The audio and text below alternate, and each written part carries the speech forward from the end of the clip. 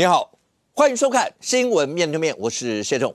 来，一开始为你介绍今天要请到的特别来宾，左手边第一位立法委员陈亭妃5哥好，大家好；资深媒体人陈敏凤，大家好；时事评论黄一舟老师，大家晚安；右手边为你邀请到立法委员岳元之，大家好；团市议员备少将俞北辰将军，大家好；资深媒体人康仁俊，大家好。好，那对整个来讲的话，花莲光复什么时候能够真的完全恢复正常的生活？可是最近呢，因为又有一个台风，可能会逼近到台湾一带，所以呢，包括不管是从中央到地方，整个不管是总协调啦，所有这些，未来是不是要变成一个应变中心？那当然现在也要开始做，包括8000多人是不是要做相关的一些的演练？因为不要让憾事再发生。在这个节骨眼上，你也看到，包括副根据总召多次跟中央之间，大家在讲法条啊，到底该谁撤离这些，但是。昨天在节目里面讲群组是不是有人撤？在这个节骨眼上还在救灾的时候，为什么花莲县府有官员要撤？当然他有做一些相关的一些解释，重点是当总协调官接人说那就回来吧，大部分回来了，但是还有一个没有回来，是谁呢？待会在节目告诉你，为什么在这个节骨眼上，不管是任何理由，那为什么不回来 ？OK， 好，那但这个以外，包括花检现在在朝是不是有过失致死、废止职务，在这个角度在侦办。除了这个以外，你会关心辉达是不是真的可以如我们所愿落脚在台北 T17、T18？还是会有任何一些的变数？钱真的在这里面是扮演非常重要的一个角色吗？大家都担心所谓图利或者会有背信的问题吗？好，但一开始，你会关心的当然还是一样。对黄章总召来讲的话，那不管是在狗仔门啊、骇客门这些，那会不会对他造成相关一些困扰？当他直接讲说，对你们不要讲那么多，真的有证据，北检就来约谈吧。甚或当国安局今天已经讲了，包括跟拍的整个事件。是不是已经开始启动相关的一些的调查，包括资金的一些问题，要启动国安的调查？现在看起来，大家最近关心的，仁俊，我们先从好，你说央广被骇客，然后就直接讲弄一个5星旗，结果发现是自己人，是无线的工程师。好，那网站被放5星旗，央广感谢检警逮内鬼。加了一句话，化解国庆日危机，这是什么意思？本来是要在国庆日的时候摆这个吗？那不是更糗的一件事？好歹在前面发现了这些，而这整个来看，包括今天媒体上面讲这个无线骇客他的背景，然后到底是不是很雄厚？他待过国外一些知名的，包括电脑啦，所有相关的这些公司。那如果这样的话，我也不懂，他回来央广那个薪水，当然有人在讨论薪水。那薪水应该在国外那边会比较好，可是除了这个以外，重点是在于说，他难道跟黄章真的扯得上关系吗？黄章就跟你讲，凭什么说他跟我有关系？其实这整件事情让外界非常的有疑虑啊，就是说，如果以他的以这个所谓的无线工程师他的家境跟他的这个能力，如果如外界所说的，重量级的电脑公司董座之子，是，所以我其实应该这样说，因为我自己在央广服务过几年啊。其实央广很多人，其实他有时候不见得是真的为了薪水，因为央广的工作，它的任务性质，其实在国内你很难收得到，几乎收不到，因为它只有短波出去。OK， 它最大的收听族群，基本上第一个对象就是中国大陆，所以他们为了要确保它这个在中国的境内发射的地方他们可以收听得到。他们是每年其实都需要有人到这个，不管是用合作的方式或是怎样，必须要监听在中国的收听的状况，因为老共也会干预嘛。这个就是真实的情形嘛。那所以你说今天他进入到央广，尤其以他担任的职务来说，今天有媒体说他似乎是想要担任一个白帽骇客的一个角色那我必须讲，其实做资安很重要的是，不是关起门来自己做。好，比如说我今天这个北辰将军他离我最近他请我来看他的资安，我如果是一个资安人员，我一定会想办法攻他。因为我要找到漏洞，我一定要攻嘛。我不攻，我怎么知道漏洞在哪？那问题就来了。黄国昌说，他今天跟这个工程师，他没有否认有接触，当然，但他的讲法是说，他是要跟我爆料他是要跟黄国昌爆料说央广的治安有问题，然后还讲说什么公司疑似在中国也有经营，所以黄国昌请他提供进一步资料。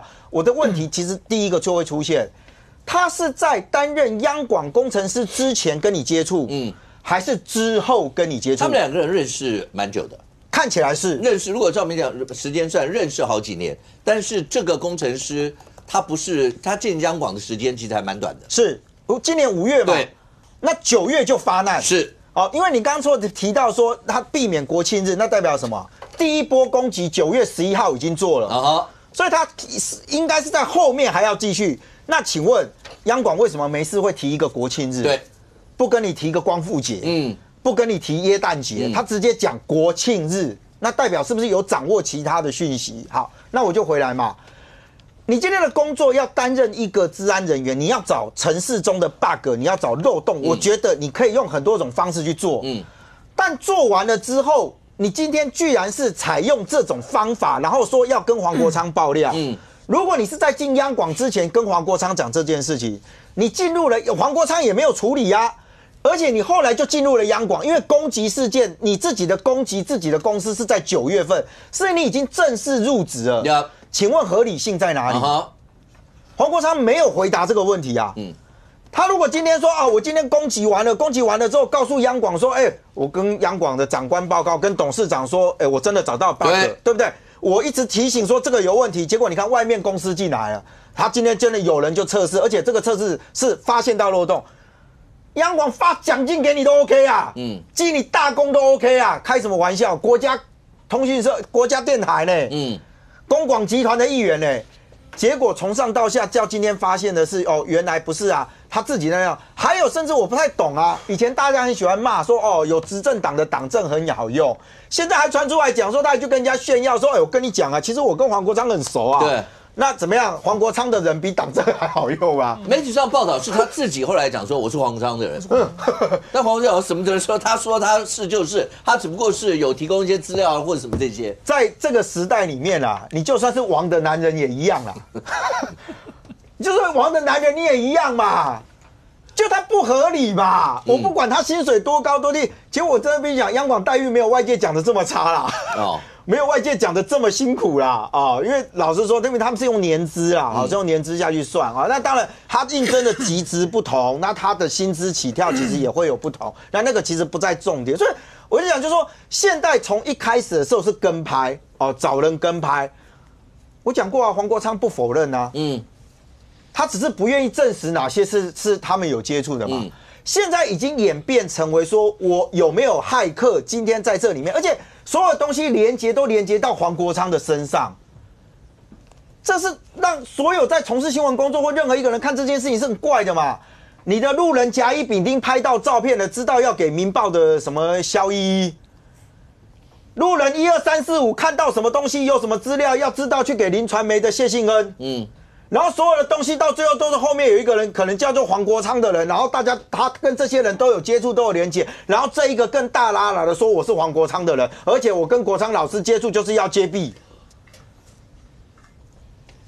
揭弊跟我找人去害进你的东西，然后拿来作为我个人资产，我想很大的差别吧。所以我认为这件事情，黄国昌到今天为止，其实他没有，老实讲没有正式回应啊。大家记者去问他说：“那你对这件事情，你到底有了解认识多少？”你们问这什么问题？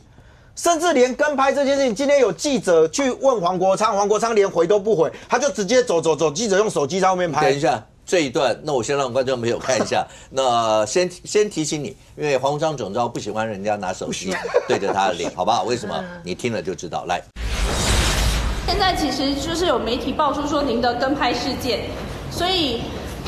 目前国安局长蔡明彥也表示说，会针对政府官员的安全要来加强。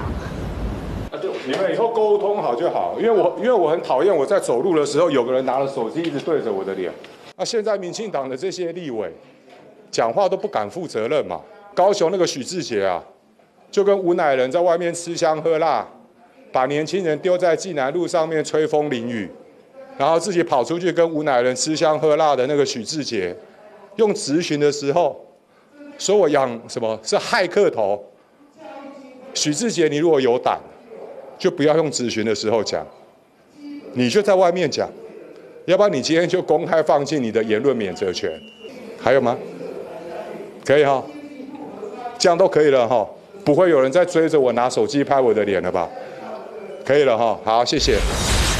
任俊，昨天出现2个很奇妙的状况，开记者会，然后黄国昌在这，陈찬在那，然后那就是因为昨天周刊讲说，就整个央广这个吴姓的工程师啊什么的，然后最后，然后就跟他讲，针对这件事要追究，来有没有记者有什么问题？没有，大家都不讲，我也不懂，大家为什么都不讲话了？媒体上有人讲说，因为大家也不想讲，因为讲完以后你就是把所有人臭骂一顿，然后讲完臭不可闻或者什么，然后大家问的你也没有直接，就像你刚刚说的。然后刚才呢，大家现在才知道他不喜欢人家对着他的脸去拍这些。可是即便是这样，他刚站在那，他只讲了一句话，就是你们民党委员，对他直指民党委员啦，像直接委员，你们谁敢放弃言论免责权，叫我骇客头的话？放弃言论免责意思，一般说放弃言论免责的意思说，你讲我就告你。可是也有人说，前面周刊写了这么多，这个写了那么多，那个写了那么多，你为什么不告他们？为什么？很简单啦，他就要拉高，就是民进党在弄他，所有的东西都是万恶的民进党。老实讲，民进党怎么样，对我们很多人来讲，大家也不是民进党党员。你有本事，你有真材实，你有实据，你就直接去做你该做的事情，不要提什么时间宝贵不宝贵嘛。以前有一句话，大家在嘲讽啊，叫做只许州官放火，不许百姓点灯嘛。现在是只许找人偷拍，不准民众拿手机拍。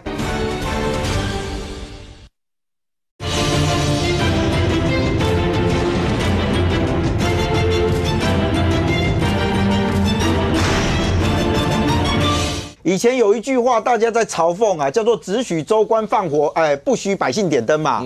现在是只许找人偷拍，不准民众拿手机拍。不是什么东西啊，听不懂嘛，听不懂这个逻辑啊。我要是记者，他这样问还有没有什么问题，我也会一片沉默啊。因为我都知道你的答案嘛。我必须讲哦，当一个政治人物，当一个政党的党主席，被记者问问题，穷到只能问说你有没有涉入什么事件的时候，我跟你讲，这个政治人物基本上差不多了。你只能吸收你的族群的粉。我认为黄国昌可能期待别人问他时事题，搞不好想问他说啊，那个辉达怎么样了？哦，对不对？北四科这件事情该怎么办？哦，辉达开价了，你怎么处理？那黄国昌会骂什么？没有人想知道，没有人想知道，连敏凤姐都不想问了。你看看，对不对？不能没有贬低敏凤的意思，大家不会觉得说黄国昌你会回击出什么？你喜欢讲脸。我突然想到猴子那一天跟我说的，说不可以讲我这样，好像搞得我很那个，对，我错，自打嘴巴。不是，所以我就说嘛啊，黄国昌在这2-3个月里面，其实你会发现到他所有的议题被困在这里。当他被困在这里的时候，没有人再觉得他是一个民众党党主席了。难道民众党没有别的事情可以做吗？甚至今天已经开始有人观察到，民众党的这个记者会里面，在过去啦，最少还有几个人坐在旁边。这2天没有了，没有其他人了。所以我觉得这件事情其实，因为其他人坐那也没有用啊。对，这些问题也不会有人能回答，只有他能不能回答，要不要回答，要回答什么内容。因为其他人问。我相信那些媒体，所有的媒体，因为像敏凤啦、任卷，媒体也是这样，你只要有机会让我问，我一定问到底。但是当媒体大家都坐在那个地方的时候，意思就是其实也不用问啊，因为问完以后大概也就是这个样。那我又何必再多问一些这些？他就只是这个样子啦。我应该这样说，我们不怕找骂挨啦。你真的要骂，你骂我们也止住不了你嘛。那反正，但是问题是你每天骂的都是同样的东西。对于记者来讲，其实这叫浪费时间了。我真的必须说，那就是一个浪费时间跟浪费生命的事情了啊。所以我为什么强调说，黄国昌他其实现在是一个政治人物，他也是一个政党的党主席。所有人对于民众党未来怎么样或现在怎么样，其实没有关心的，所有聚焦全部在这，而黄国昌却不认为这件事情是个严重的东西，对不对？那直接回到这个，我必须讲啊，当他认为说他今天要揭弊。我们就回来问这件事情最根本嘛，央广的这件事，央广有一个内聘的员工，居然自己害进公司的网站里面，而且不止一次试图要去做这件事情，不是只有一次哦。现在看起来他2次3次，要不然就不会有国庆日危机嘛。因为他9月11号已经做过一次了，后面还有这件事情的时候，请问黄委员，按照你那么爱监督政府，我其实认为这件事情你应该严格监督啊。最应该被斥责的就是这个员工，不是吗？而且他是经过司法，还不能讲初步侦办啊。这经过司法调查，其实对这件事情还有后来包含到说，他说我对外讲我是黄国昌的人，我要黄国昌我就跳起来了，开什么玩笑？你怎么可以把我形塑成为说哦，好像我的人可以乱搞，可以怎么样？这对政治人物来讲是非常伤的事情。但最后黄国昌今天的重点居然被大家解读成是。我最讨厌在我走路的时候有人拿着手机拍着我的脸，他没有拍到你的脸，他拍到的是你俊俏的后脑勺，好吗？对。那一种年轻人来问一下，尤其这跟包括大家讲说，像这个无线工程师，对，现在的几件事，一个央广这件事情，然后检警专案小组查出来是说，涉案的央广无线电脑工程师，他认为央广电脑基础设施有问题，是，他自认是白帽骇客嘛，大家知道，他觉得他自己是白帽骇客，就这里的骇客，为了证明他水源不虚，自导自演演出这一场戏，再爆料给媒体，按黄国昌，借此引起外界重视，加重自己是有价值的吹哨者的分量。但这个做法就是刚刚任俊这几天大家都在讲，怎么会有人是用这样的一个模式？好，那这个人在这2天媒体上有报道很多 ，OK？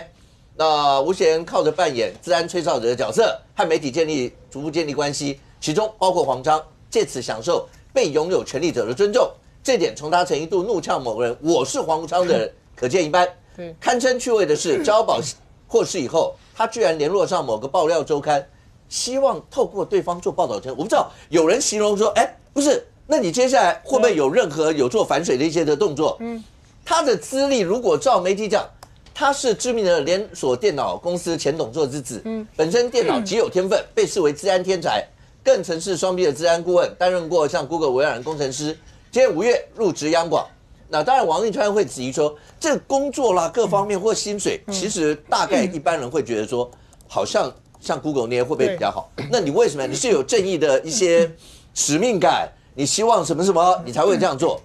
重点是刚刚一开始就讲，包括狗仔门，包括现在骇客门，所有这些启动里面，狗仔门这一部分是国安局长蔡明燕讲说，跟拍案已经启动司法调查跟侦办，已经当然警政署长不是也有他的照片吗？针对官员随扈啦、司机要提高警觉，是否有境外资金介入？国安局启动机制，现在了解所有状况。现在这些所有这些，但是你现在只要问到黄章，他就跟你讲，不要在后面拍我的脸，对，不要拍我的脸。可是连记者会，我讲那个记者会，它是一叶知秋，对，就是当大家都不想，任院长，当大家都不想再问别的时候，你就被困在这个议题上了。应该这样讲，就是说，就是对照黄国昌在日前，我们之前不是他那个狗仔队的那个旺的嘛，然后黄国昌不是他就说嘛，他说他的吹哨者协会揭发弊案啊，跟周刊养狗仔不同档次，教哥他真的不同档次，他还有骇客，他还可以窃取资料，所以你们这些周刊的层级你只能靠爆料。我黄国昌我要资料，我要林习耀的资料，我就直接点进去，我就可以直接抓取。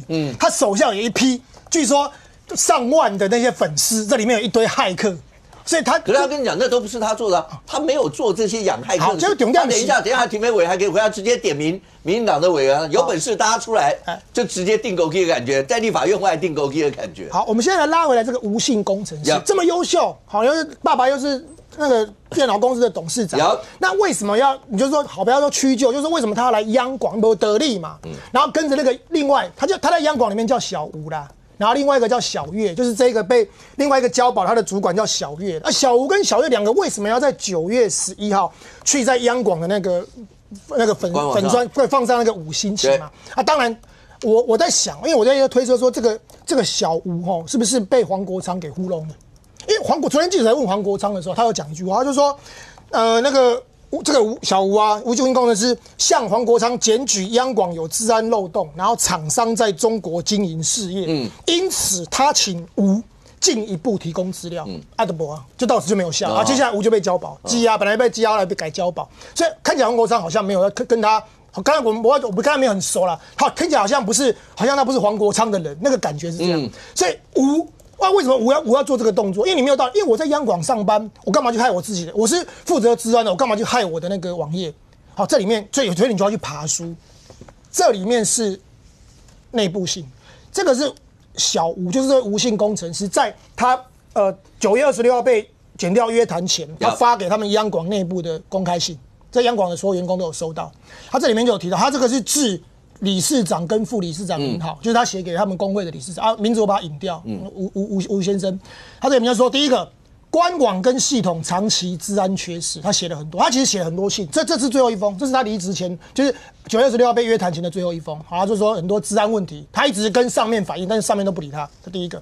然后第二个，这很重要，我要圈起来。供应商履约争议与中资疑虑涉及资料主权风险。我听说是他们那个外包的这个厂商啊，一些城市啊、后边啊，跟中国中资有关系，就是他好像就转包给中资，但这个要有证据。他质疑有问题，他质疑，然后内部也，因为他那个网站，老实讲，央广的员工都说很烂，他们那个新网站6月上线的那个新网站，那个 bug 非常多，就很烂。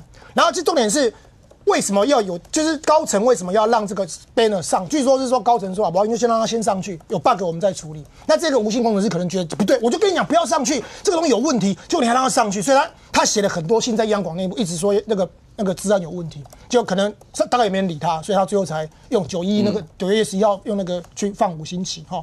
然后他说你看上线当日及后续频繁出现重大错误，影响服务啊，他就很不爽这件事。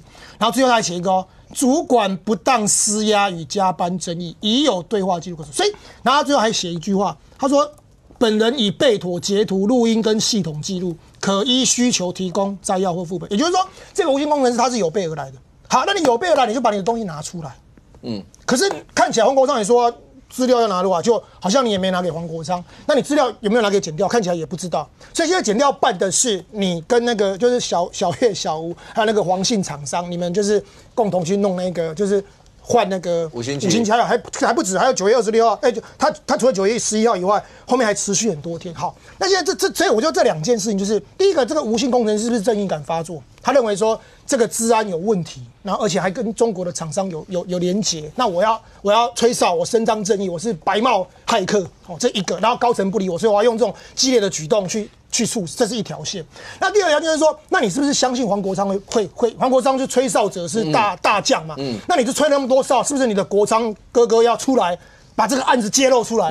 就看起来你国昌哥哥到现在也没有动作啊，才会搞到现在变成是你们3个被交保啊。国昌哥哥说啊，我有跟他讲资料给我，那么高，看起来资料好像没给我，所以你懂这个逻辑吗？所以我才说，因为他有一点罪恶是，要做这件事情，我相信他的做法跟一般大家讲的那个理解方式不一样，是骇客如果真的要去做这些事情的时候，基本上骇客一定觉得自己很厉害。对，我一定觉得你们大家都抓不到我，所以我就直接做这样子。对，会不会还会有国庆日危机？这是央广直接出来说感谢，要不然的话会有国庆日危机。骇客一定觉得你抓不到我，所以你不知道他后面还会再做什么事。对，你也不知道他后面到底跟谁有这样的一些的联系性。他如果真的是要像刚刚大家所讲的，我要告诉你说我们这里面有 bug， 我们这里面有什么这些东西，我就直接跟你讲说，来，我现在示范一次给你看，我现在进入什么东西，我也不要改5星旗，我把它改成美国国旗给你看。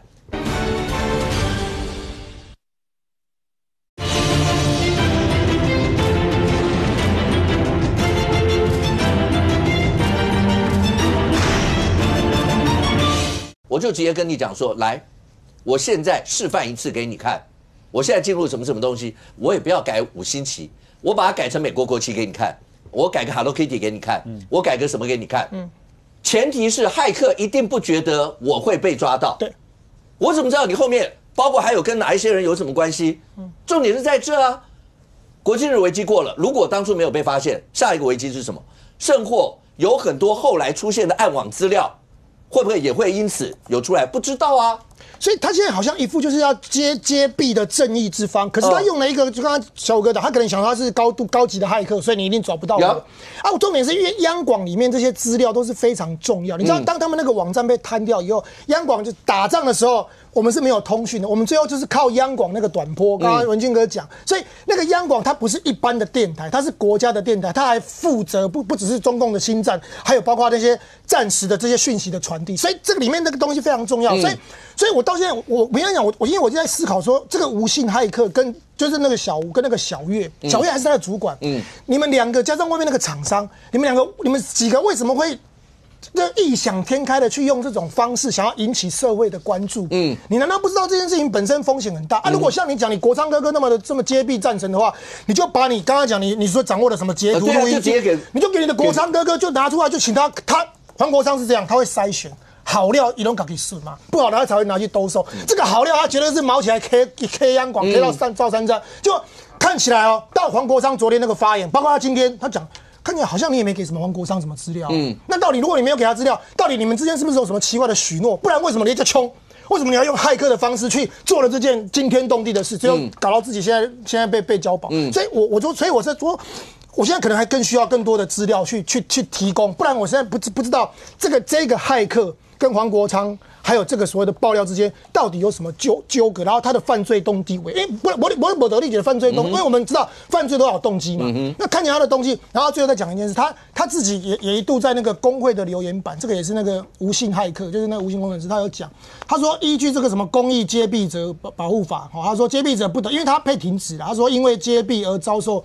不什么报告停职，然后他说上述行为已经被打压，侵害劳工权益，所以他希望他说给劳动部跟工会说，因为他们被停职，就这两个内部员工已经被停职了，所以他现在他到处在申冤，然后甚至也找了媒体去爆料，结果爆到最后是那个料里面说我是黄国昌的人，我觉得你这个料怎么越爆越奇怪，所以我还是不懂他们这里面究竟有什么纠葛。对，那一中老师说是所有的犯罪一定都要有动机，到底为什么会是这个样子？可是你如果把也不是最近了，从前面一路发生很多事情到现在，将军第一个黄章直接就告诉你说，我哪有什么骇客养骇客什么这些事情啊？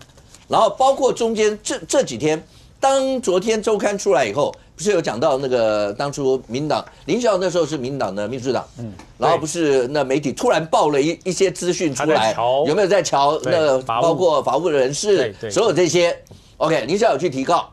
那这件事情，黄章对这件事情的说法是这样：感谢周刊让林孝桥人事案再被看见。他告诉你的是这一段，可是那一段大家重点是在他跟郑明谦之间的对话的时候。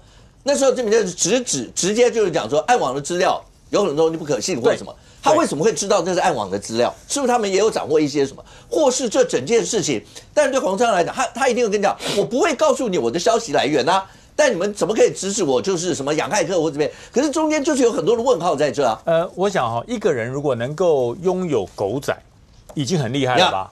如果他还有骇客，超厉害，他还有媒体，媒体加骇客加狗仔，天下无敌。没有，还要再加上一个立法委员。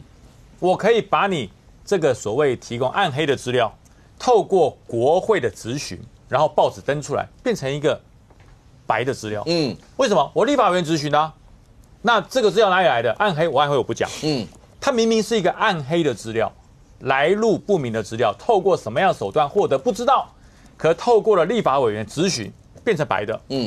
黄国昌质询，他揭弊。这就是这好像7月份吧。7月份，黄国昌跟郑明谦部长的对话，他就说：“我念给你听了，那个你不了解，就表示郑明谦知道。”大家想当一个法务部长，不是像黄国昌想象那样每天吃饭、喝酒、睡觉，然后拍马屁。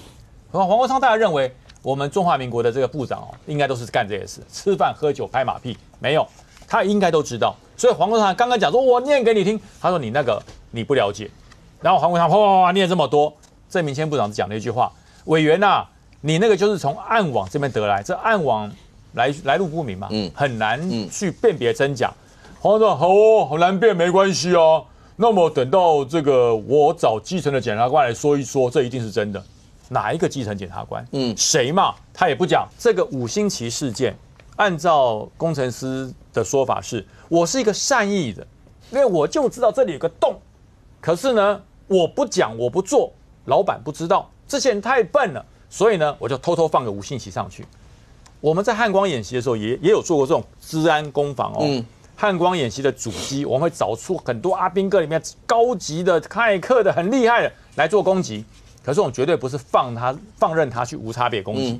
我攻击，我把你这个演习资料害出来之后丢给老共，嘿嘿，你看中招了吧？绝对不是，一定是在可控的环境之下让你去攻出来之后发现了问题来补，这叫做可控式的攻击，我才会有损害管制嘛。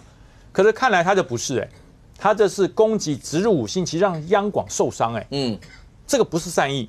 那我说，那另外2个想法是恶意的啦。第一个就是我要害死，我要整死央广里面某一个人，我要整死他，可能是管治安的，可能是老板，可能是董事长，我不知道，我要整死你，所以我就透过这暗黑的手法让你下台。第3个更可怕，第3个是为了揭弊而创造的新闻。我想要接一个大弊，可是呢，明明就没有弊，怎么办？我创造一个弊案。这是唯一可能想到的3种方式。那这3种方式，如果我讲到第3种最邪恶的，为了我要揭弊，我创造一个央广的破口，让我来揭弊，那可是这个事情却进入了司法程序，它不能揭弊啦，那怎么办？就把里面很多的事情暗网所骇客害出来的东西一项一项的翻开来质询，来抹黑对手，这是非常可怕的事那这些事情让黄国昌陷入这一次狗仔，还有骇客，还有媒体，还有这个把爆料的内容从黑洗白的风险之中越陷越深，陷入个大风景大的风险里面。你想想看，如果黄国昌今天说我完全不知道，完全搞不清楚，你不要照我后脑勺，不要照我俊俏的脸庞，万一有一天有人拿出了确切的资料证明就是你怎么办？第二个，狗仔骇客一起出事，这些狗仔骇客他只要谁养他就跟谁走。那现在看来，这个吴信松工程师对黄国昌没有很忠诚OK， 不然他怎么会去找周刊爆料？这是黄国昌必须要扛的风险，而不是一再的躲，一再的耍帅，一再的不让人家跟你就能解决的。明凤，黄国昌为什么会讲说感谢周刊让什么林孝桥人士的事情再度浮上台面或者什么？那一方面，当然你说要转移这个的焦点，也许是这样，但是更重要一点就是，他一定有很多他的支持者，他不在乎你那些资料是怎么来的，他不在乎你是不是暗网的，他只要看你那个东西是不是能好了。第一个能不能打到民进党，是不是能够做这些，或是有的人会讲的重点是，我在乎的是有没有人在干狗屁倒灶的事，我不在乎你东西是怎么出来的，你是暗网来的，你是骇客来的，你是跟拍来的，我不管。他有很多支持者是这样想。另外，这整个过程当中一路走到了现在，黄国昌照理来说，好，如果照刚才那样讲，周刊都有讲，他对于像许志委员、民党委员就直接说，来，不要躲在里面，走出来，放弃言论免责权，放弃言论免责权。在我刚刚讲，在我们一般大家的认知，只要说放弃，意思就是我要告你。那周刊写成这个样子了。大家国内的政论节目已经讨论这些，从狗仔门一直到现在讨论了这么久了，他没有告一个人，为什么？是因为周刊的那个谁林俊宏说，他说狗仔跟骇客有人跟他联络，他说拜托我念法律，让子弹再飞一会儿。他今天讲的。不是拜托，林俊宏号称还有后面嘛，然后有狗仔的，也有骇客都在跟他联络嘛。那我觉得这个从头到尾，黄国昌也没有告过《镜周刊》一次啦，包括过去种种什么的，一次也没有嘛。那大家就讲说，其实你要告许志杰也可以告啊，不一定啊，不是那个，我看这一届的立法委员就乱告一通啊，就所以那你有在乎他有什么放弃言论免责权吗？我觉得你就是不敢告嘛。那这个吴姓的工程师，我觉得当然就像将军讲的，我在 Google 干过，我在微软干过，我干嘛还去央广？这种没有什么正义之师、正义感，或是我跟随着黄国昌这种使命感的人。我想象不出来他有什么动机从 Google 跑去央广那早期的时候，黄国昌是有一个官方这个协会，然后很多人都就这个吴姓工程师就从那时候就开始。你说是揭弊吹哨协会吗？没有，更早的是这个什么官方的后援会啦，黄国昌的后援会，那就是充斥了这些高级的这种工程师嘛。那当时这位吴姓人好像就已经进去了。那后来里面有一些人，可是因为有人在那个网络有一天我跟人均在直播的时候，就有人在讲说，他那个申请要进入那个官方的后援会，就一直都被挡下来不准。然后大家就说，你是不是旁边的人会讲说，你是不是技术太差，所以没有就因为一般后援会都会希望人越多越好，对，一般是这样。可是他竟然还有审核，对他竟然没有被审核准，我们会觉得说，这后援会真的是很技术走向哦。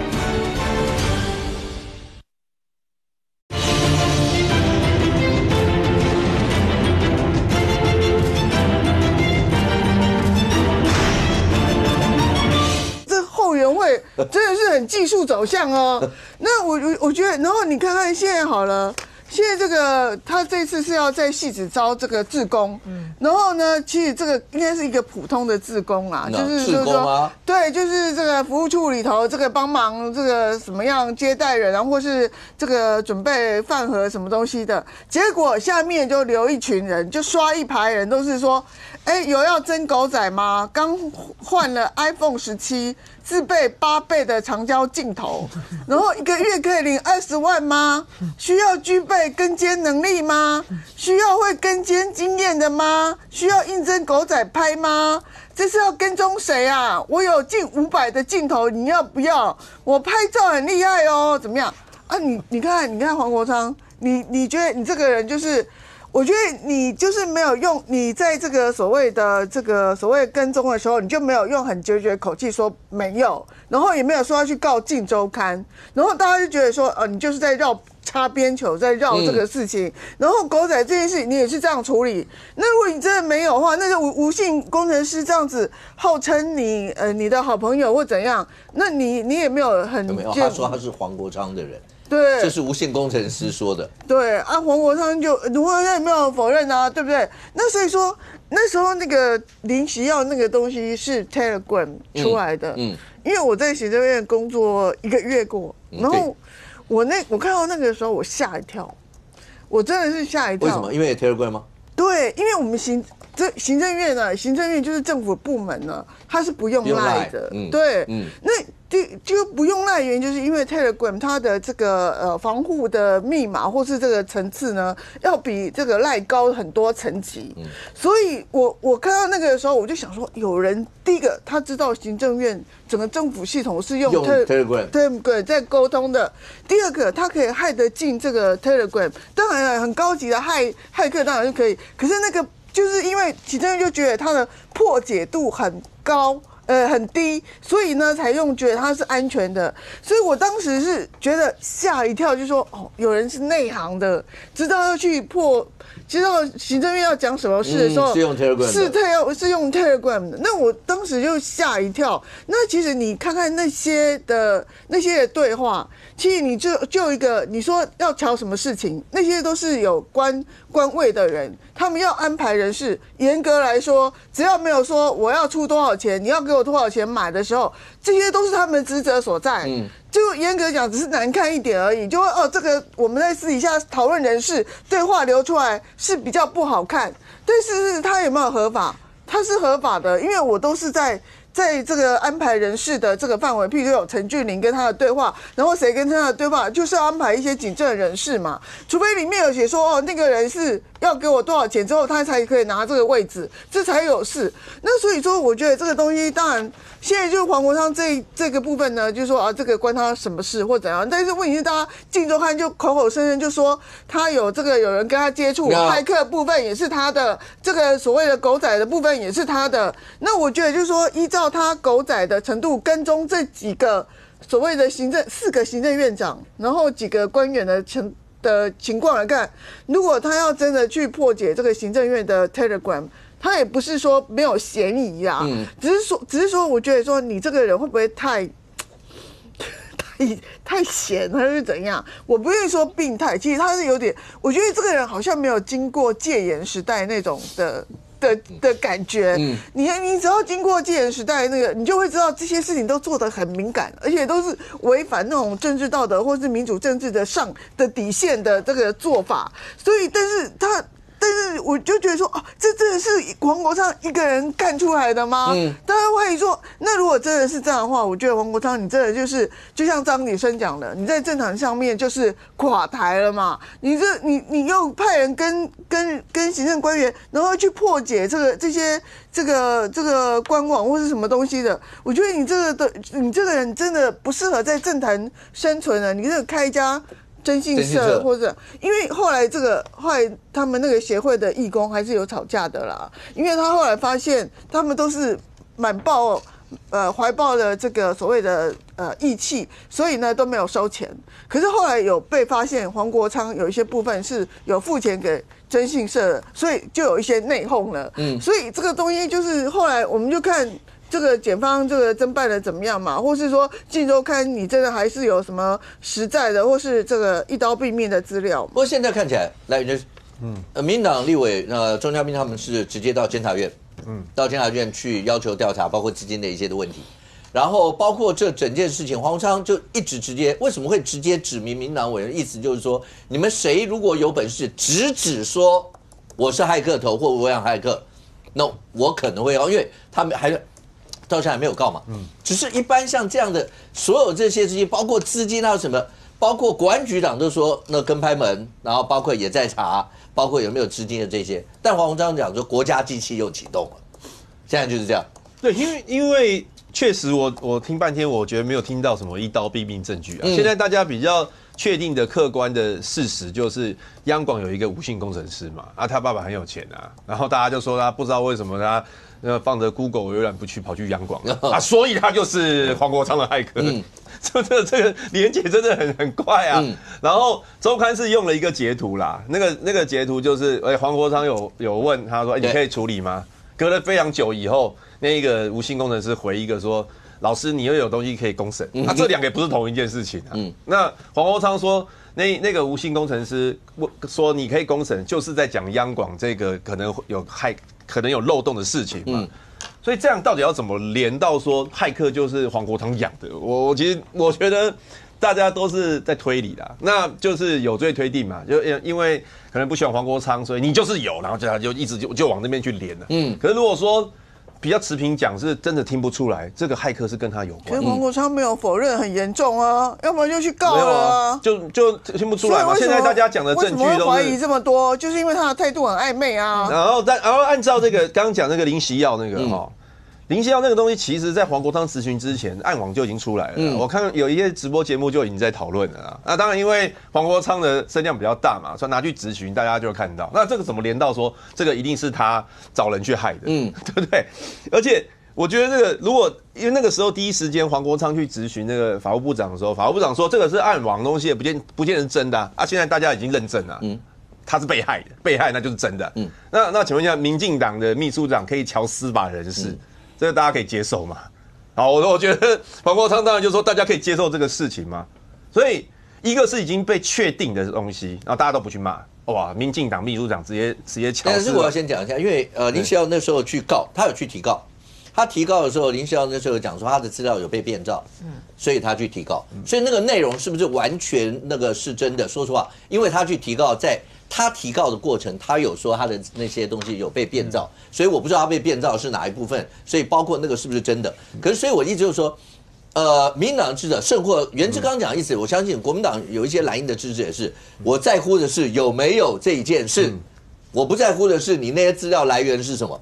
民凤在乎的是走过那段戒严，包括白色恐怖的人，最在乎的是那种你不知道老大哥在什么地方看你的感觉，他会变成是这个样。对，那可是，但我刚刚讲了嘛，就是说现在大家在连嘛，就说连他到底有没有养狗仔啊，到底有没有养骇客，这也都是还在连啊。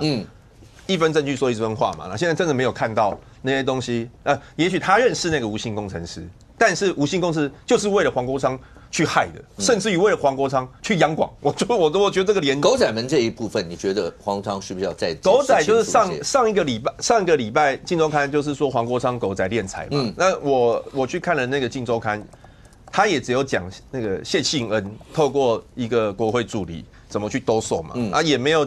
然后甚至于，我觉得既然他们有自己的营运模式，除非就是说他收到的钱有上缴给黄国昌啊，否则的话也很难讲说那是黄国昌养的。所以目前真的，我是觉得连不太到。那既然在连不太到，一般台湾应该是有罪推定嘛。那在这个时候，无罪推定啊，无罪推定。有罪推定。那现在变有罪推定了，现在变有罪推定了。适用有罪推定。现在直接有罪推定啊，就是。哇！国安局就是说，我要来查你的资金哦，没有什么证据，然后只是连一连看，然后我要来查你的资金哦。那当然黄国昌不爽嘛，那他就直接讲说，是不是应该叫国安局也要去查那个镜传媒的海外资金？因为他说镜传媒透过一个纸上公司借了他8亿元，然后但是那个纸上公司自己资本额只有4亿元，那到底是钱哪来的？是不是一并查一下？如果要连的话，一起连嘛。然后还有就是黄国昌讲说，2019年。那个时候蔡赖之争的时候，那个是不是也是镜周刊居然拍得到，就是赖清德当时是前行政院长，然后跟台南的立委吃饭的照片，一个个被秀出来。那时候赖清德非常不爽啊，直接对着媒体讲说：“赖总统、蔡总统，请你不要用国家机器对付我。”那这个部分到底是不是政治情讧？要不要顺便他说要不要也是顺便查一下啦？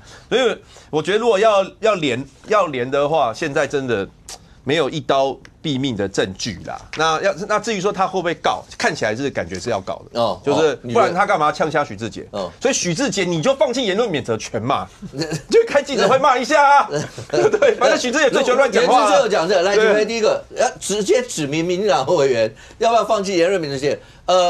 像钟嘉宾委员他们是直接去讲说到监察院调查。我今天还注意到，包括像那个郑律师，柯 P 他们的那个律师有讲，为什么要到监察院？为什么不去告发？因为如果要去告，如果假的会有伪证罪的问题。监察院我就不讨论监察院谁开的了，那监察院查，反正查不到什么，也没有伪证罪，意思就是你们只敢挑软柿子的那种感觉。袁志刚意思说，他就怎么连。不管狗仔门或是骇客门，他都连不到黄国昌，就这意思。当然，黄国昌也好，国民党也好，现在都这么说了哈，就是说，你有两美跌过啊，你们就让子弹飞啊。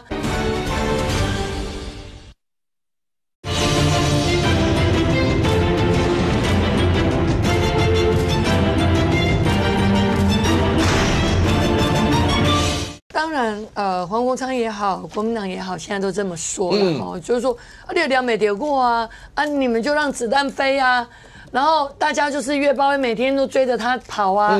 虽然他说的你不要用手机拍我的正面啊，可是起码他会享受那种好像被追的感觉嘛。追星的感觉。因为你看媒体每天追同样一个议题，而且每天都有不断的不同的讯息出来。那我说真的，如果说你要许智杰放弃言论免责权，就刚刚武哥所说的，周刊已经报那么多了，你就去告他，你怎么会要求一个这个立委说你要放弃言论免责权呢？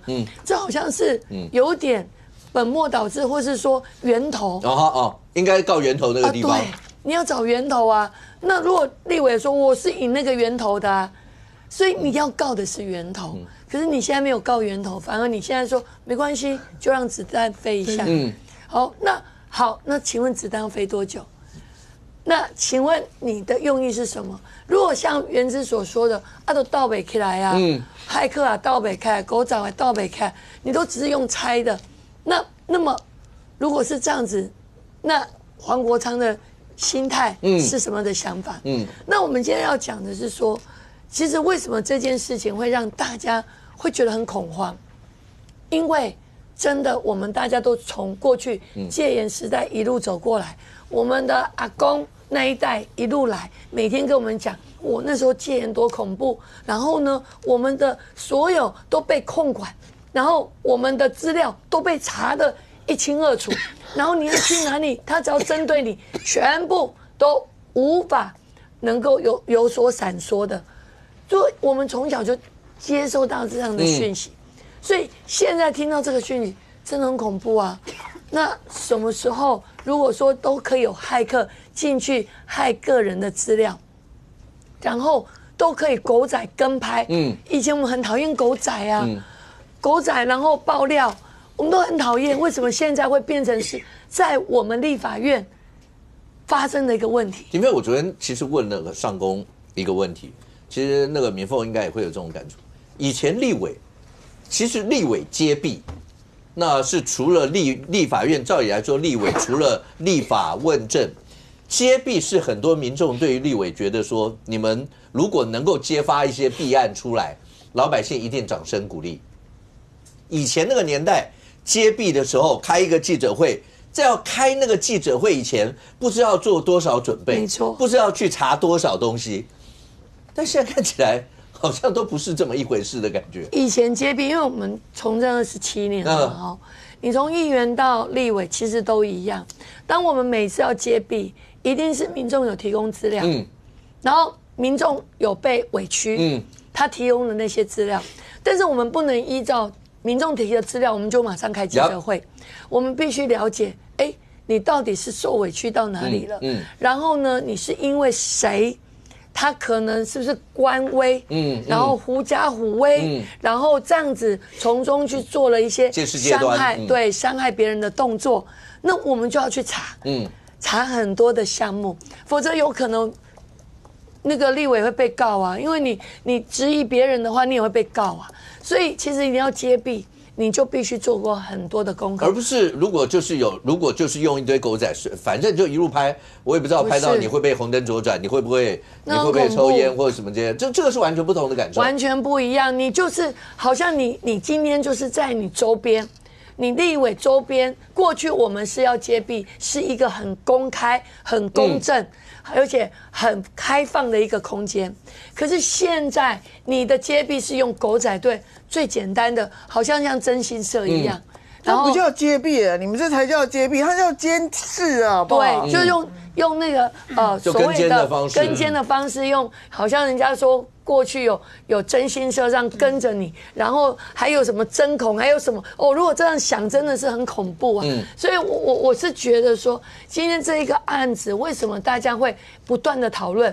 然后我不知道黄国昌是什么想法，然后可是在于我们担任立委，同样是这样的一个这个职位当中，我都觉得说，我们应该是开大门走大路。我们今天要为人民百姓发声，是以一个非常正确而且公正、开放，而且没有任何所谓被质疑的空间。可是现在这个已经被质疑了，甚至如果还有骇客配合。那真的是我们的个资、我们的安全跟我们周边的所有的资讯，是不是都会被全都会侵害？现在看起来的话，其实有很多，因为大家过程当中言行举止，那自负原则一定是这样。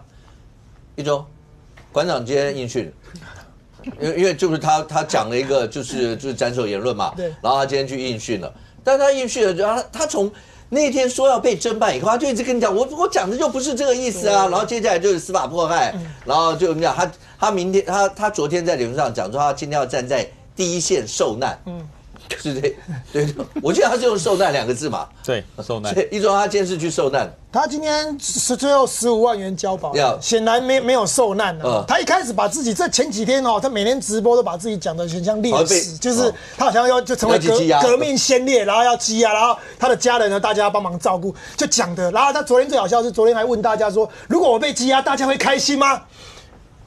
刷一排开心，连那个连小粉红都开心，刷一排，连小粉红都开心。对，那可能有人，因为可能有人就喜欢看，因为馆长讲话真的是就蛮，平常讲，你撇开政治立场，他公会处理，所以可能有些人就是在那边看，然后他说大家开心吗？下面就刷一排开心，就很尴尬。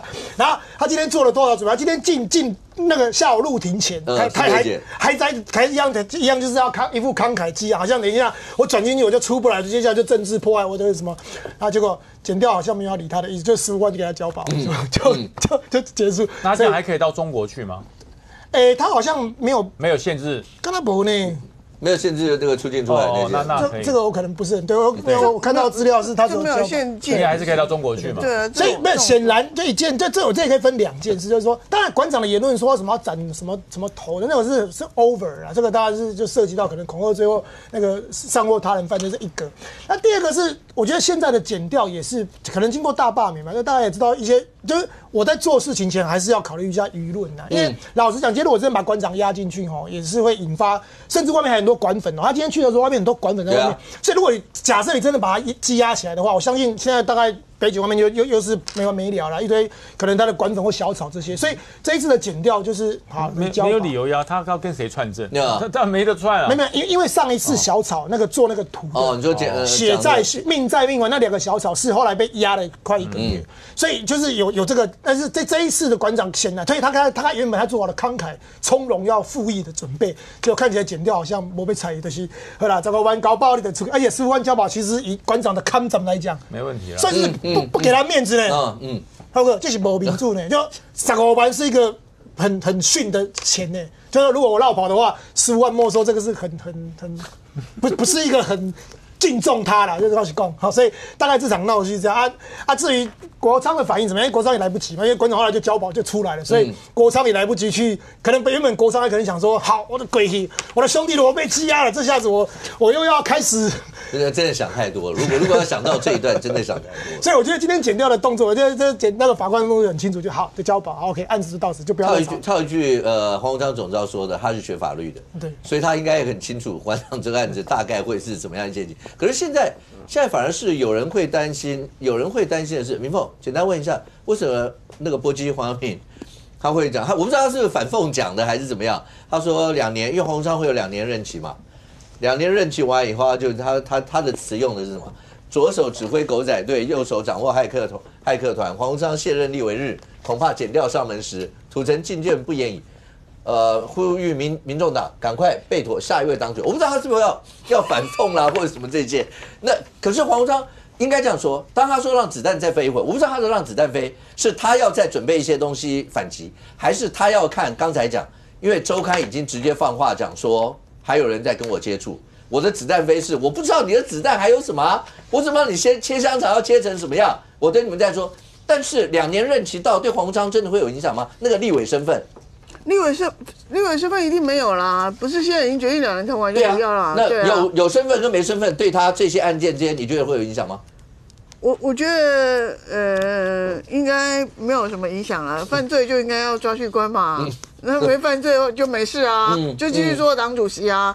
可是我觉得很奇怪，黄阳明不是一直在讲说，这都是在连连看啊，什么都没有确切的证据，他怎么一下就预测什么他要去土城了？我觉得就是说这个东西，我觉得就是说，现在这个所谓现在分2个部分嘛，一个就是骇客的部分，到底有没有跟黄国昌直接的关系，现在还是模糊的阶段。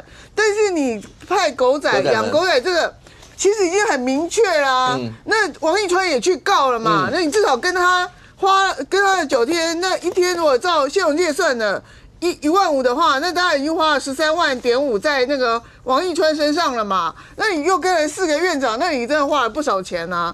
所以说，我觉得就是说，你这个东西，其实我现在觉得就是说。像馆长这类人，为什么我们我觉得这种标准啊，我觉得就是世风日下的感觉啊。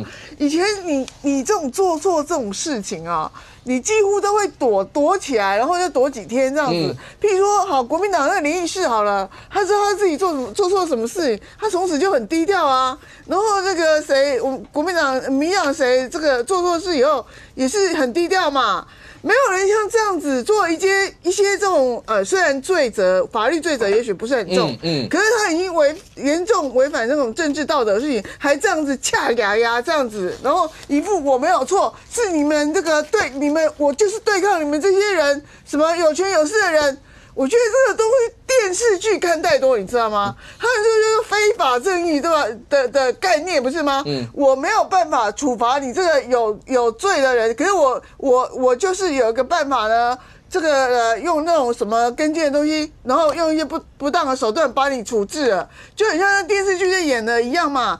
这明明这知道是罪犯，所以呢，我就用那个但法律的证据没有办法明确的对他怎么样，然后我就刺杀你。可是你要知道，那些电视上演的那些罪犯是明明真的有罪，只是这个所谓的没有这个一些逃过的人。可是你现在跟踪的人都是一些。没有什么罪责的明显罪责人呢，你就随便挑人，你只要不喜欢那个人，你就去跟。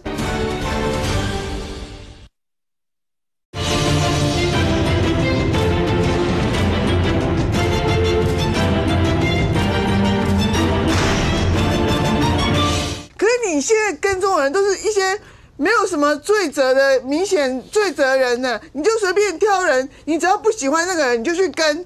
我觉得这种东西你怎么会容许？这台湾政坛，我真觉得，如果我们换一个方式来讲好了，如果这件事情是好，如果是民进党任何立委，譬如说陈廷飞干了，陈廷飞去派了一堆狗仔队去跟了一堆人，你觉得蓝白会怎样？你说去跟一堆国民党或民众党对打死，然后世界丑闻，你知道吗？打死！如果你去跟了一堆国民党的这个行政官员或总统的话，你今天是什么样的态？你现在被 K 到什么程度？那这个东西怎么可以因为要蓝白合，因为要什么东西，所以那基本的什么价值观都可以扭曲到这种地步。原之如果要是身份互换、异地而处，是民党的人有一堆狗仔啦，或者如果政治人物，然后有狗仔，甚或有骇客那些针对国民党的政治人物啦，或民众党的，你们会怎么看？第一个就是说黄国昌现在如果他真的现在有证明，对，如果有政治人物，当然如果那政治人物为了要打击政敌，然后聘征信社或者是狗仔去跟，当然我觉得也不能接受。但是现在就是黄国昌大概就是没有说证明出来他有做这个事啊。我觉得关键应该是在这里了。OK， 那大家会关心的是花莲光复，因为最近几天你看气象的话，当然希望台风不要来，那但是周围的一些的风雨是不是还是会对台湾在未来几天呢会不会有一些的影响？当然看最后气象报告的一些的评估。可是这个时候大家一定会关心的是，那现在对花莲来讲的话，才刚经过光复，才刚经过前面的那一段，现在在救灾当中，而救灾的过程当中，尤其是大家会问的是，任俊是那个退群组的事儿解决了吗？就是我刚刚前面一开始就跟观众朋友讲，还是有一个人没有回来，而且是退的这一批里面官算大的吧。而且其实这个退群的事件其实一开始你可以看到中央派下去那个政务委员纪连成，他特别还讲说，我希望他只是误案，但现在看起来不是误案，因为他在这个退群的这个过程当中，可以看到这个其实他退出的群组。来，先讲一下退群，然后没有回来的是谁？对，就是他的那个代理的处长，代理民政处长，代理的民政处长李威对。那其实这个很怪，因为这一个的群组，按照纪连成的说法按照他们这些说法。说这个其实就是跟民政他们自己联系的，的一个，所以你说退群，说不小心退群吗？来给大家看李威是花莲的民政处处长，就先退出群组，退出群组完了之后呢，你可以看到后面的这一个，有一个一样是民政处的同仁，他说代转本府民政处代理处长的建议，就是李威嘛。尔后贵部如有任何处分或行政指导，请以正式公文或会议传递。讲完了之后，啪，后面几个都退出群组。我觉得有什么不爽吗？我觉得那一天纪连成算是客气了，因为他讲说，我希望是误案，但我就讲误案的机会，这一看就知道不是误案嘛，这不是嘛？当然了，我不太，而且直接会跟你说，以后如果再怎么样，麻烦来公文。是。说实话，公文传递虽然我们现在有电子公文可以做，很快了但是一般公文来讲，好歹要个3-5天嘛。如果再走正常文件的话，大概要7天那救急如救火，我不太懂为什么要这样，甚至还说或以会议传递。我只有看到满满的官腔。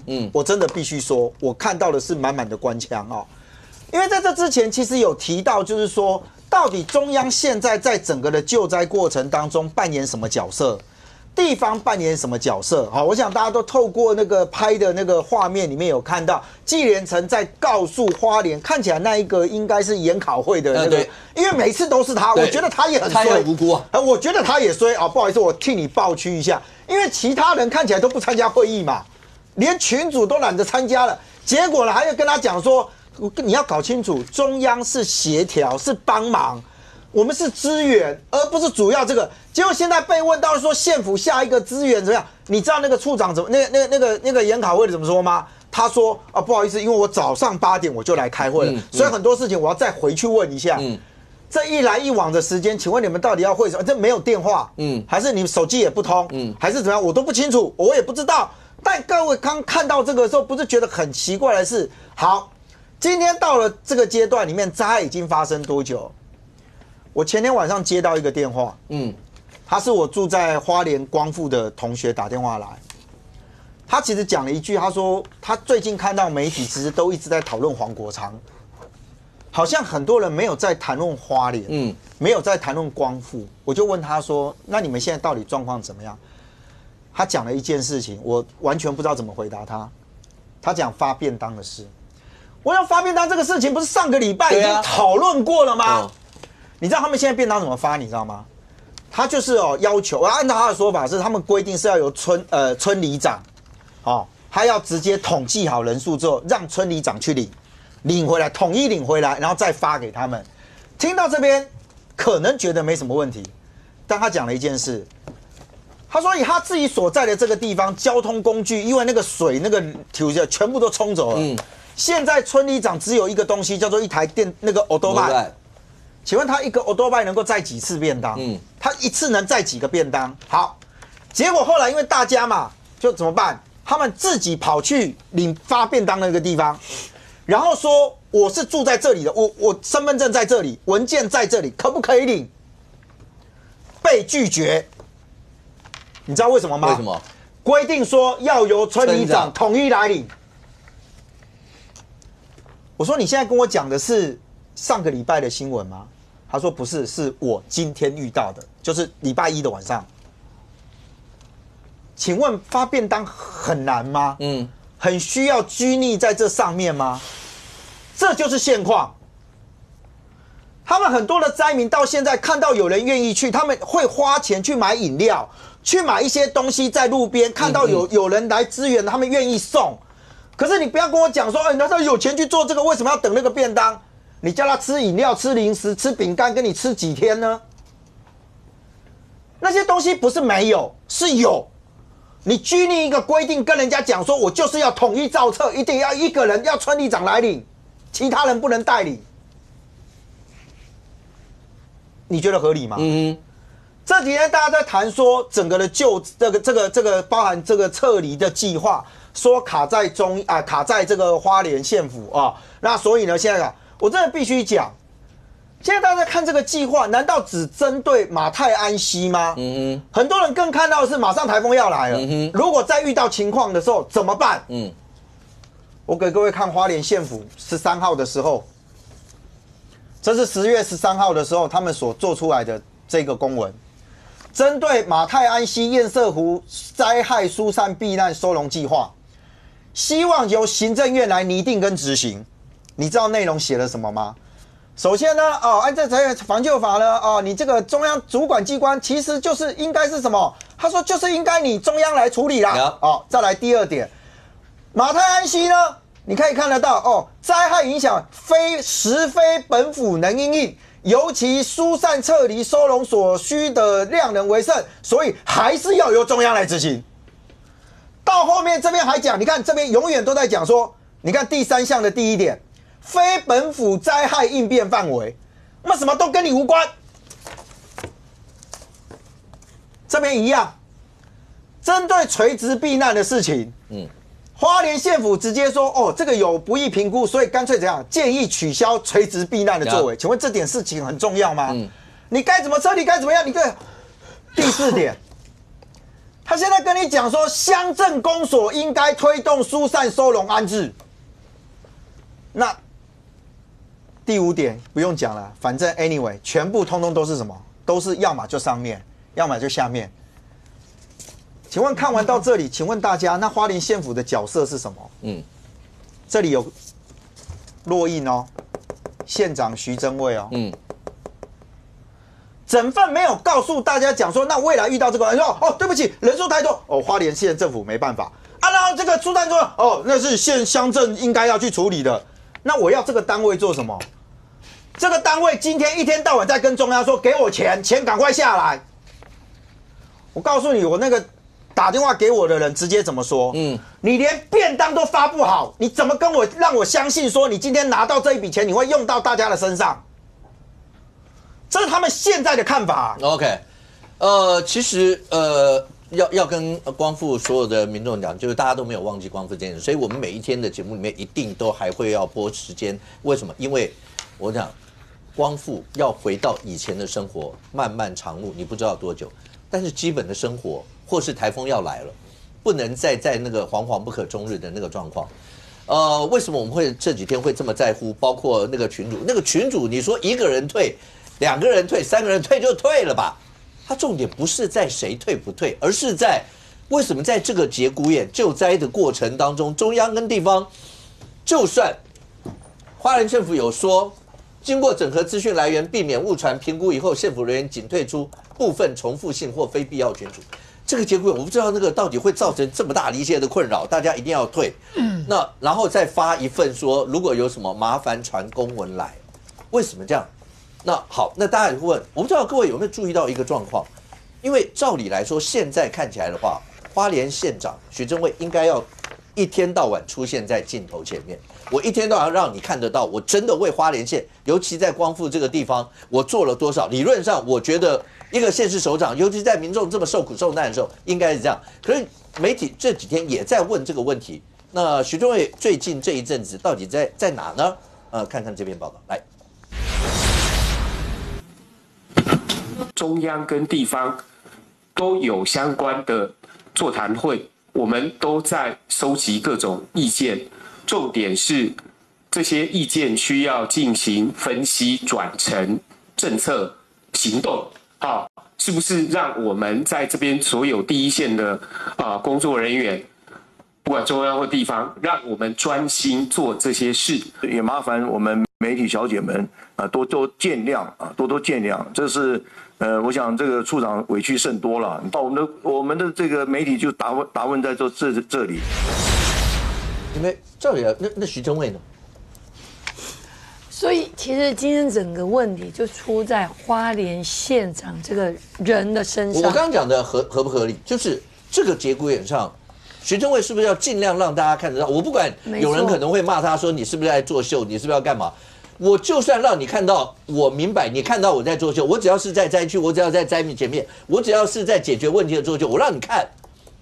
政治不就是这个样子吗？这是最基本的，这叫信任。起码你是花莲县民所选出来的县长，所以当发生事情的时候，起码我知道县长跟我站在一起。不论你可以发挥多少的力量，你的能力是如何，那都其次。可是起码我有看到你。可是现在我们看到的是一路的甩锅，不论是甩给他的县政府的人员们，或是现在甩给乡镇公所。我必须说的，请问我们的花莲这个乡镇公所，难道它跟花莲县不是一体的吗？难道他不是在接受花莲县政府的指挥吗？你叫他说没有，我今天花莲县基本上现在救灾这个负责的是乡镇公所，然后再来要去这个撤离的，到底要怎么撤离？是你中央在下指令，我都无关。那请问要花莲县干嘛？花莲县政府干嘛？要县长干嘛？县长就是父母官啊。为什么人家都说县市长就是父母官？父母就是当发生问题的时候，起码我可以做整合，我可以做怎么调配，我可不可以给我的这个所有的县民最安全而且最安心的一个交代，这才是重点啊。可是现在为什么整个就是看成乱成一堆？而且我说真的，像刚刚我哥有说的，我们只是这个一些群组因为有重复性，所以我们把它这个退掉而已。重点是你把纪连成在的这个群组退掉。纪连成在，他不是现在目前中央所派到地方的一个协调所的指挥官吗？你把有指挥官的群组退掉，那算是什么？不是，我刚刚讲的意思就是说，就算有重复，其实就摆在那个地方。我不知道为什么在这个节骨眼上，大家这么有效益性的在算这个重复，我退出来，那个我退出来，我不要再。就算有几个是重复的，只要就维持现在这个样子，尤其是你说好，中央跟地方都在那个里头，对，干嘛要退？我没有办法理解这件事。你中央，我说真的，现在还没有完全复原，都还在这个重建当中。中央指挥所重不重要？很重要。你不是常常都把责任推给中央吗？所以中央很重要啊。那中央很重要，你怎么叫你们的这个主要主责人员从有中央指挥官的这个群组退掉？而且他是代理民政处长。是啊，是民政的。民政啊。所以大家都还在重建，都还在了解所有的讯息的当中，你居然这么重要的一个职位的代理人退掉，所以基本上今晚在公上都只是好像在解释，民众听不下去。就像傅昆萁在质询的时候说啊，现在这个在我们的整个防灾这个灾害的整个处理的机制当中，负责的是谁？是乡镇公所。是不是？在我们的灾防法上面是不是这样写？对，是不是这样写？他直接拿来，这不是很好笑吗？请问负责的人是乡镇公所没错，请问指挥他的是谁？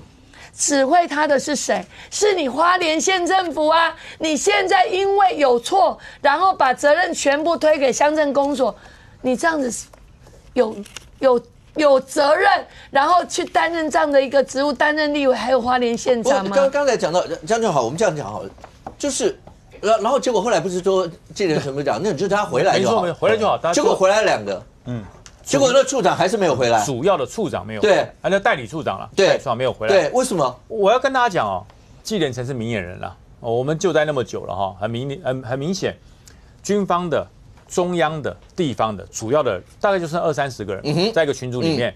中央的我帮忙要资源，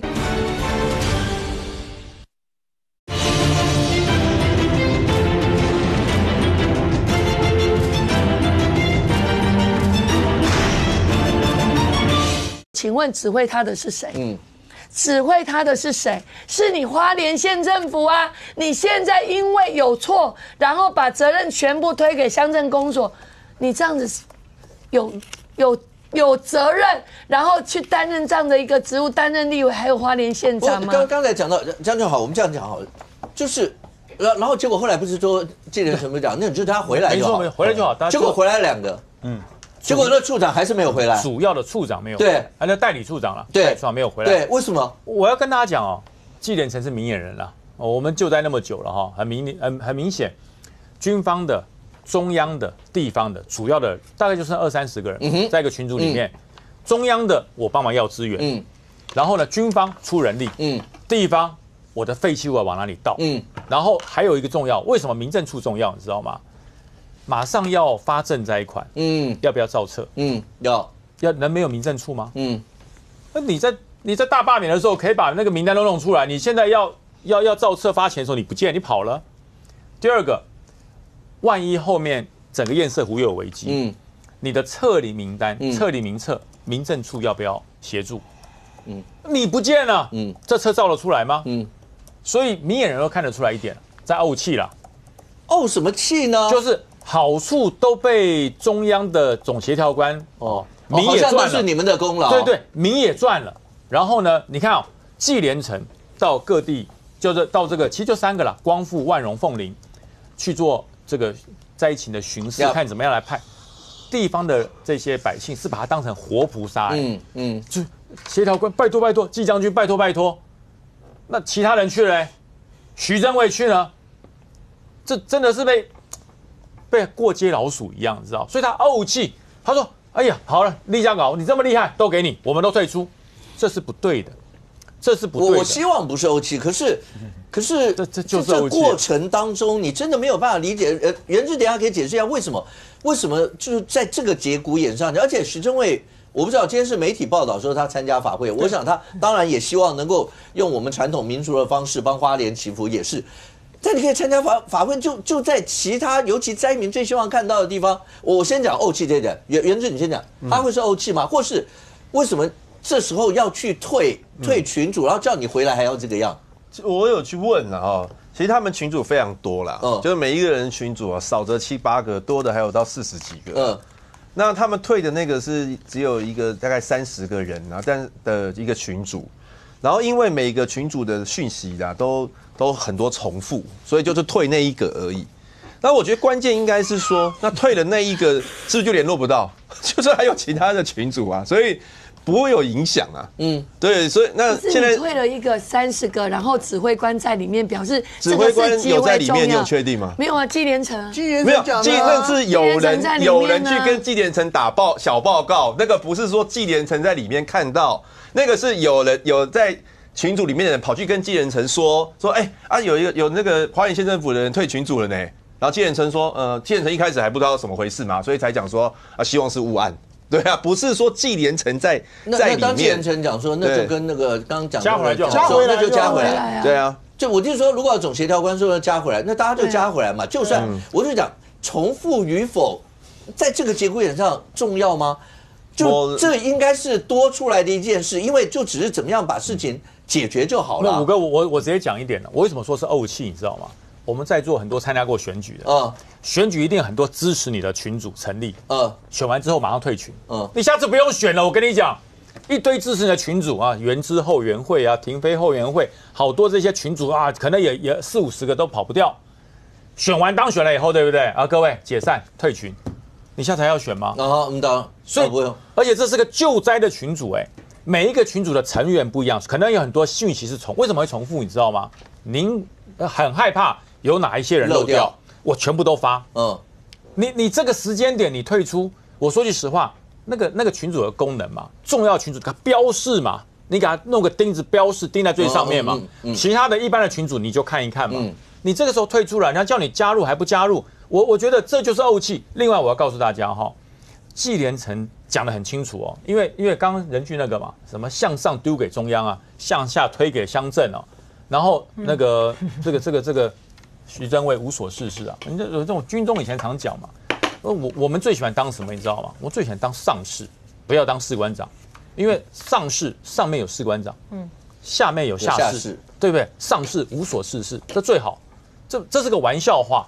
那徐正伟呢？上有中央，下有乡镇，对不对？花莲县无所事事，但是他有一件事很忙，募款募款很需要啊，分配资源很需要，所以我才说，他就讲说这个垂直避难赶快取消。纪连成就讲出来了，他说你知道吗？垂直避难取消，几乎所有的罹难者都是在1楼，所以表示垂直避难是不得已之下有效的方式。但他这也只能尊重。对，那我就尊重你。可是我讲嘛，花莲县为什么针对这个垂直避难一定要取消？那你有这么那好，你要取消可以，那你要非常完善的所谓的疏散计划、撤离计划，你又做不出来，甚至他现在讲说我们现在这个疏散计划，我们还要重新来造。OK， 那是不是间接表示一件事？你说9月22号以前，我依计划完成撤离是骗人的。来，元之，其实我知道，包括今天媒体上面那个在立法院，其实国民党也在推，包括那个这次的这个条例啦。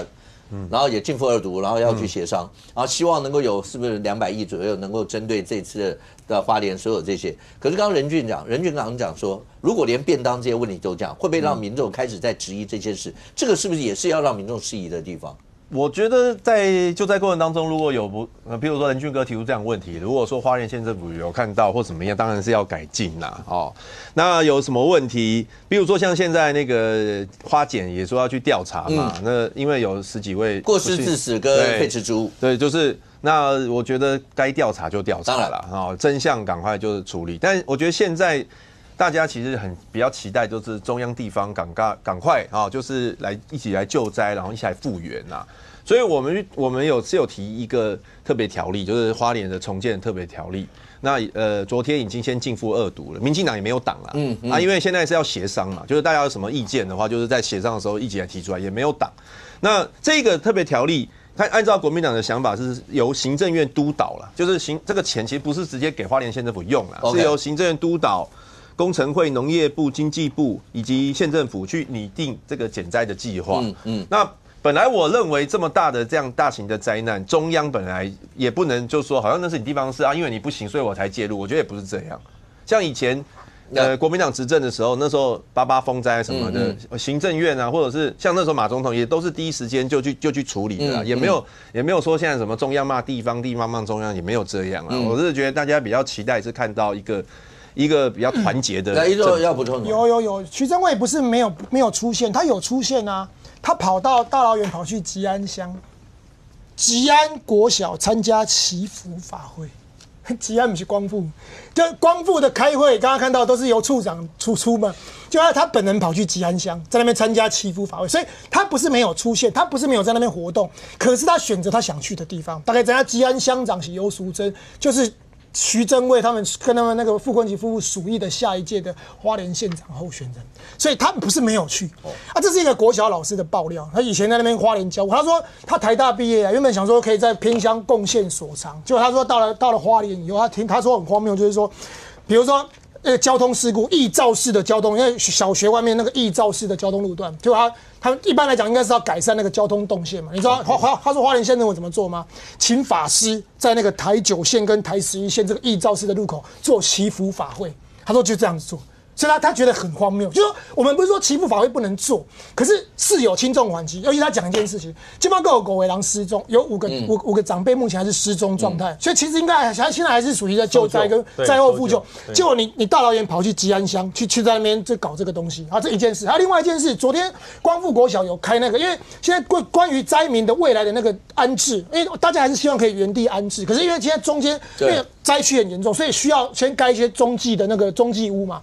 昨天徐正伟有个发文，让那个原住民朋友觉得很担心，就是说他的意思就是说，好像是要变成是，因为徐正伟讲了一句话，他就说他希望可以就是永久，就是说让灾民可以永久的好像居住，所以灾民就很怕说，那现在到底是要先中继屋，还是如果盖永久屋的话，大家报告他不是在原地永久，他可能在某个地方异地盖了一个永久，那表示这些灾民就再也，今天如果我盖的是中继屋的话，将来那个原地方如果处置好的话，我们还有机会回去。好，可是如果你盖的是永久屋的话，那从此这些人就等于是从此就离乡背井。所以昨天那个原住民朋友还跟那个原民处花莲处原民处说，请处长问问曾卫姐姐，到底你要的是中继屋还是永久？对，你看连这些事情，龙安内到现在大家还是一团乱啊。结果我们看到我们的县长就悠闲的去参加他的法会，所以难怪现在人家主要贡改花莲那些光复乡的朋友真的是很可怜。来，明峰。就是我觉得地方政府我觉得很奇怪，像他这个头先不在国内的时候，他就是被骂了一次以后，我觉得他应该更积极才对。可是他完全做出来的事情，完全就是跟大家想象的不一样。他一直在就是先吵架。然后傅昆萁就先吵架，然后再来徐正伟的态度，或者是县政府什么饭啊也不能够进，或是什么这个医疗也不能进，然后后续的你退群很奇怪，你退的是纪连成的群那个群你知道，如果你在这个什么单位做过，我相信国民党也很多群啊，那一个群的，那你说那个重不重复？那都有重复，但是它有不同的功能嘛。那所以那你既然群，你退的是你的民政处在灾后这个东西有多重要？然后在未来如果再发生撤离的时候，到底也是很重要的单位你怎么可以能去退这个单位的这个群呢？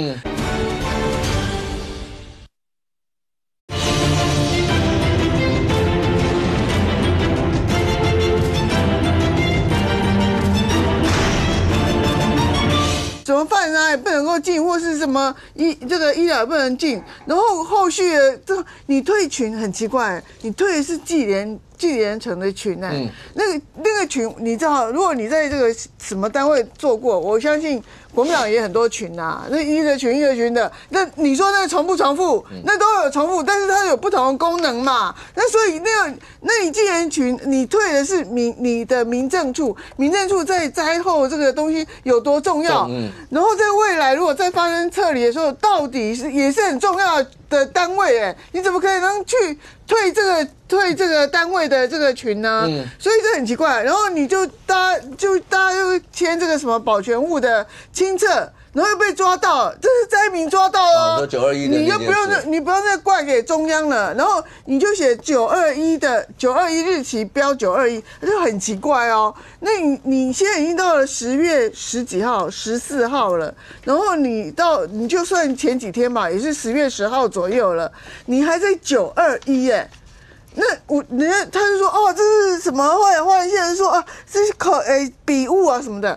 笔误也是，你可能写11号或是12号或13号，你写到921是灾害发生之前，这个叫笔误吗？所以我觉得就是说，你整个花莲县府，第一个你可能觉得说，你好像前面就闯一个祸了，你也不想再去补了，你越补呢，你就好像被大家发现的是你就是前面有出错，可是我告诉你。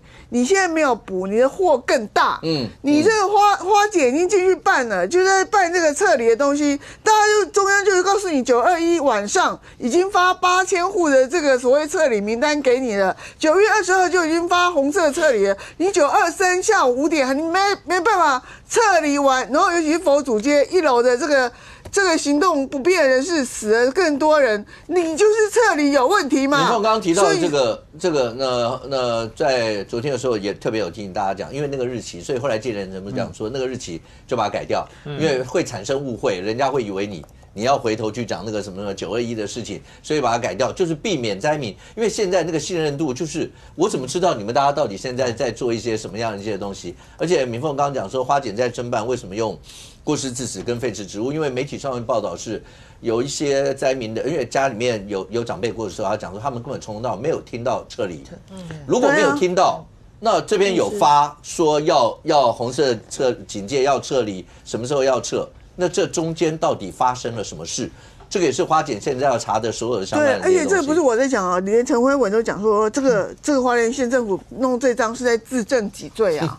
好，就是在证明我这个921没有撤离好啊。所以我觉得就是你花莲县政府现在大家都要团结合作，然后在中央部会在审预算的时候你就要得很快，然后在救灾的时候就好像就整个都放给中央，还在背给中央，我觉得都不懂在干嘛。OK。希望花莲光复的这件事情呢，那所有人大家能够重视，因为接下来那希望台风不会来，但是总是要担心的，包括风雨的这些事情到底该怎么做。那另外一个大家会最关心的是，来任俊，来简单告诉我，辉达不会有变数吧？现在看起来啊，到底是要多少钱？8亿还是107亿？107亿啊，不是说这个是李世川讲的嘛，对不对？新售价，就是说新售这边已经开出价格了嘛，分手价。但是因为这件事情，你既然要市府掏钱，它势必一定要进入到这个议会里面去了啊。那我大概听了几个不同政党意见的啦，我还没机会遇到民众党的，我先讲啊，就这个，所以没有代表。国民党、民进党啊，大概对这个金额是没办法接受了，这个是没办法接受哦。那所以现在也有传出来讲说，这个不管你们今天这个北市府啊，谁要怎么做说 T17、T18 的部分呢，说有安排要开工典礼了，准备要动土了啊。但如果你今天要动土要开工的话，看起来跟辉达的目的可能会不太一样，而且是星光人寿要动土了。是。对，星光人寿在大家都已经讲要不要解约或地上权要不要移转的时候，星光人寿终于要告诉你我要动土了。但他如果动土要盖什么呢？不，那这是问题嘛？你们问的就是一个非常直接的问题嘛。先挖再说就对了。先挖再说，先拿到那个铲子再说。金铲子，好运就是要生孩子用。对，先拿那个铲子就好。不，辉达到目前为止其实并没有讲说它到底最低的，因为经济部的那一块，它也是在要等它最后的这个确定的这个时间点嘛，地点嘛，然后提供给他们去作为参考。但现在看起来好像好啊，你价格开出来，那我也要动工。那老实讲，动工你今天动土典礼需要什么执照或什么的啊？要，当然啊，要，对嘛？那你的相关的图或什么的。应该理论上面来讲，应该也要送审吧，你才有办法拿执照吧？当然应该要有这些啊，不然所以可是他标案的时候就没有投资计划啊。那是你现在要盖什么东西？但是你动土要嘛？对啊，所以我讲你没有投资计划，然后你又动土，你要盖什么东西？他只有讲动土典礼，他并没有跟你讲说我要做什么。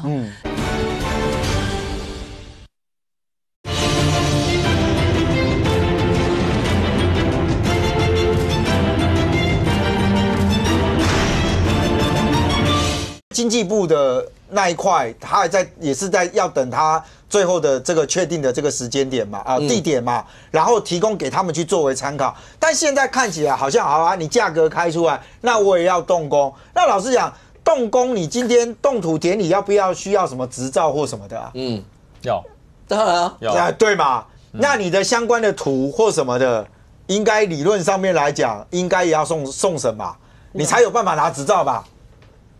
当然应该要有这些啊，不然可是他标案的时候就没有投资计划啊。那是你现在要盖什么东西？但是你动土要嘛？对啊，所以我讲你没有投资计划，然后你又动土，你要盖什么东西？他只有讲动土典礼。他并没有跟你讲说我要做什么。那我动土，我只要有一堆土在这边，铲子挖一挖，它就是动土。然后只是跟他讲说，这是我他一个那意义在哪？没有跟你宣誓我在用啦，就是说我真的也会干哦。这对的是我的啦，这对现在的权利是我的。现在你台北市政府要怎么讲都要来跟我谈。新秀真的很不聪明哎，搞这种事全民公敌哎，你知道吗？全民公敌。不，来袁真，这件事对蒋万安、对李四川，我们以政治上来讲，当然重要吧？重要，对不对？因为我为什么现在这样？我上次也有讲，我就说站在新北的角度，那如果辉达就考虑新北，但是啦，但是我觉得这个就是辉达，要么就是在台北市，要么就是会退出了。为什么？因为他当初选那块地，其实他考虑到他周边环境嘛。辉达在这边盖，他一定会有很多他们就是国外的一些工程师啊，或者是高管会来嘛。当然，那他们的小孩要在这边读书啊，然后他就是考虑那周边呐，所以。他如果没有这一块，也许他就不会选择在台湾。会啊，那按照他的总部已经在台湾呐，他不一定在台北。对，但是他要一个就是真的适合他的想法的啦。所以我们当然如果是这样的话，当然希望说蒋万安也可以解决这个问题。可是为什么会有这么多这么多感觉上出现的变数？其实我觉得现在双方都只是在较劲啊，就像那个美国跟中国大陆在谈判一样啊。对，那这个新寿也说我是不会随便投降的，所以我要动土一下。那台北市那边竟然还叫中央出来管，这种公司还把责任推给中央，台北市其实中央跟地方大战的感觉。台北市其实那边也都有副案嘛，因为在法律战他们绝不会输嘛。因为第一个就是。其实对啊，合并之后那个原来的新寿已经消灭了嘛，那按照合约本来就可以再谈嘛。然后第二个就是新寿实际上在台北市还有很多建案啊，还有很多案子啦，它其实有很多手段可以去谈。那新寿当然不会说那个我忽然间又投降了，那我怎么去跟我的股东交代？可是我觉得最后会有好的结局啦，只是说看是要大家要撑多久。好的结局是什么意思？来1分钟。我觉得啦，就是这真的破局哈，这件事情就真的是大条了。当初那个 spaceship 那太空梭是这样子降落在那个黄仁勋在开那个 Computex 的时候，那个帅气的模样，我觉得你们话讲太满。在5月19号 Computex 的时候，就今年的时候，结果最终最夸张是等的 MOU 等到9月底，这中间这4个月。现在全民我跟你讲，新寿跟辉达之间他们的事情，那归他们事情。可是全民会认为说，哪怕几千块钱冲他回，你从5月摆到9月，你好像都无动于衷。然后现在9月 MOU 破局以后，你再来说，好，我们要来帮新寿找其他，帮那个辉达找其他，比方松南营区或其他的东西。这个过程会让人家觉得说，就蒋万安原本是去年搞了一个大巨蛋，大家还觉得他很棒。好啊，今年原本辉达是大加分，天上掉下来的大蛋，结果这个蛋如果最后真的是不管，最后。只要他没有落在 T17 跟 T18，就是这个案子，我老实讲，当然你说民进党会不会因此就干掉蒋万安是还不至于，但是对蒋万安的整个威望来讲，就是说你会让人家凸显，就是说蒋公子你在这一块处理这种事情的能力好像不是太好。OK， 希望辉达能够如愿，还是在 T17、18。不过星光看媒体上面讲说，是不是已经考虑在做动土仪式的这些？那这是过程当中只是做动作，然后大家各自角力的一环吗？那未来到底怎么样？大家一定会重视。但是任俊刚才在过程当中提到花莲光复的那位朋友所面临到的，我相信不是他一个人面临到的问题。那刚才讲的那个问题，任俊麻烦一下，到了明天，到了后天，再打电话给你那个朋友，问一下这件事情有没有做一个处理跟解决。老百姓民生所有的事情，不应该是政治人物最重要的一环吗？希望这件事情顺利解决，希望花莲光复能够尽快能够恢复以前的生活。非常谢谢所有来宾，也非常谢谢观众你的收看，新闻面对面，我们明天见，拜拜。